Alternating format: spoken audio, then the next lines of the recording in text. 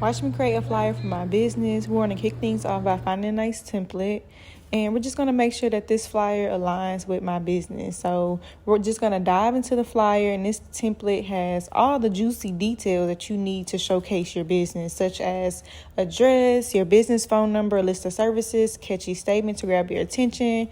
And I'm just grabbing some icons from Canva to define each service, grabbing some information from my business, grabbing some information from my website, and these icons and these pictures will just add that extra making it super easy for people to understand what we talking about. Okay, so flipping it over to the back of the flyer, I will list a brief about me, and don't forget about the handy dandy QR for booking appointments. So make sure you add a special discount code so you're able to see if this flyer is actually bringing in you clients, and you're able to track that on your website. Okay, bye.